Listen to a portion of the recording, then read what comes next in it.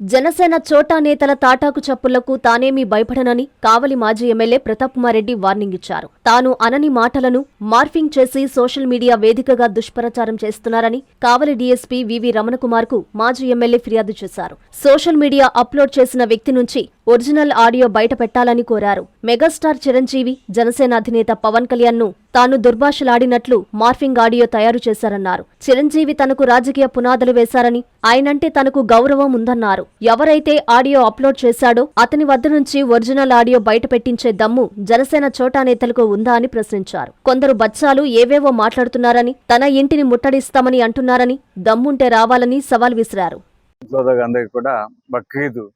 శుభాకాంక్షలు తెలియజేస్తున్నాము. ఈరోజు ముఖ్యంగా డిఎస్పీ ఆఫీస్ వచ్చి డిఎస్పీ గారిని కలవడం జరిగింది.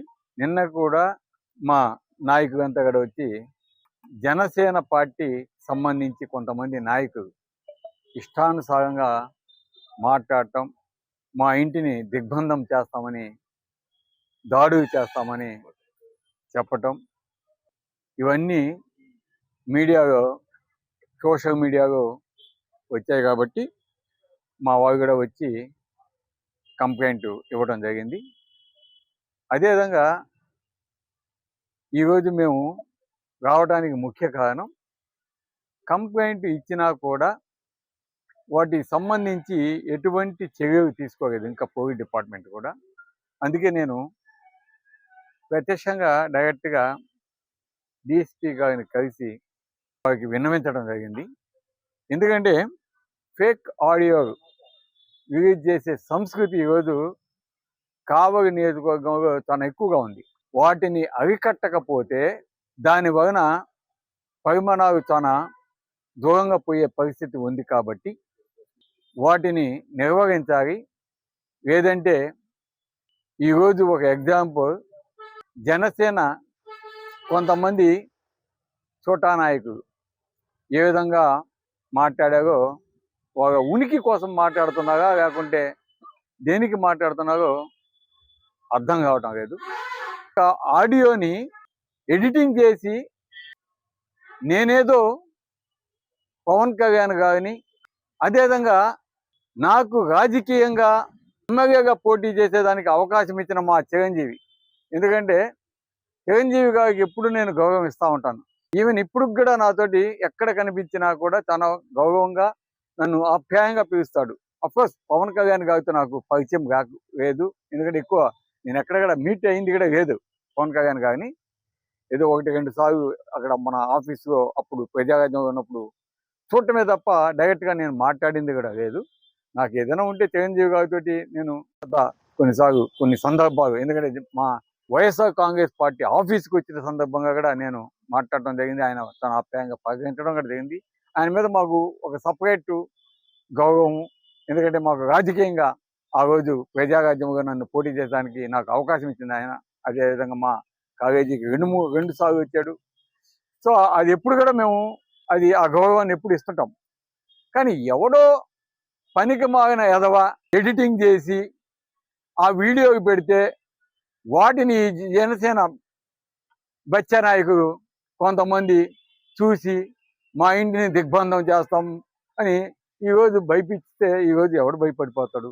ఈరోజు నేను చెప్తా ఉన్నాను, ఇటువంటి పోలీస్ డిపార్ట్మెంట్ సీరియస్ యాక్షన్ తీసుకోవాలి. ఆ వీడియో, ఒరిజినల్ వీడియో ఎక్కడ ఉందో, ఎవరి కాడి నుంచి వచ్చిందో తెప్పియాగా, దాన్ని ఎడిటింగ్ ఎవరు చేశారో వాళ్ళని బయటికి తీయాగా, బయటికి తీసి వాళ్ళ మీద యాక్షన్ తీసుకుంటే అప్పుడు బాగుంటుంది. అట్ట కాకుండా అసలు దొంగని వదిలేసి మీడియా వాళ్ళందరినీ ఇక్కడ బీసేసి మరి వాళ్ళని ఇబ్బంది పెట్టి ఇవన్నీ అవసరంగా. అందుకే దానికి సంబంధించిన కొంతమంది నాకైతే ఎవరైతే డౌట్ ఉన్నారో ఆ దొంగల పేరు నేను ఇచ్చాను డిఎస్పీ గారికి. ఈరోజు జనసేన నాయకుడికి కూడా చెప్తున్నాను, మీకు దమ్ము ధైర్యం ఉంటే ఆ ఒరిజినల్ వీడియో తెప్పించండి. మీరు డిఎస్పీ ఆఫీస్ కాడికి వచ్చి ధర్నా చేయండి ఆ ఒరిజినల్ వీడియో తెప్పించమని. ఆ ఒరిజినల్ వీడియోలో నేను చిరంజీవిని కానీ, జనసేన అధ్యక్షుడు పవన్ కళ్యాణ్ గారిని కానీ నేను ఆ వీడియోగా ఉన్నట్టు మాట్లాడి కానీ ఉంటే రాజకీయాల నుంచి తప్పుకుంటాను. వాడిని తిట్టినట్టుంటే రాజకీయాల నుంచి తప్పుకుంటాను. ఇది తెప్పించి మీరు ప్రూవ్ చేసే ధైర్యం దమ్ము ఇప్పుడు మాట్లాడారు కదా నా మీద, ఆ బచ్చ నాయకుడు వచ్చి మీకు దమ్ము ఉంటే వచ్చి ఎడచేయండి. లేదా దమ్ము ఉంటే అది ఎవడు పెట్టాడో వాగని మాట్లాడండి, వాగని అడగండి, వాగే కాడపోయి ధర్నా చేయండి. అంతేగాని మా ఇంటి కాడకు వచ్చి ధర్నా చేస్తుంది నేను చెప్తున్నా, ఇప్పటికీ చెప్తున్నా. మీరు టైం చెప్పండి ఎప్పుడు వస్తాగో, నేను మా వాగనంతా రమ్మంటాం, చూసుకుందాం. నెల్లూరు నుంచి వస్తాగో, కావలి నుంచి వస్తాగో, వచ్చే పని రండి, చెప్పండి. పలానా టైంకి వస్తాను మగవాళ్ళు అయితే చెప్పండి, మా వాళ్ళు కూడా వస్తారు, చూసుకుందాం. అంతేగాని మీ ఉడత ఊపుగకి ఈడెవడు భయపడేది కాదు.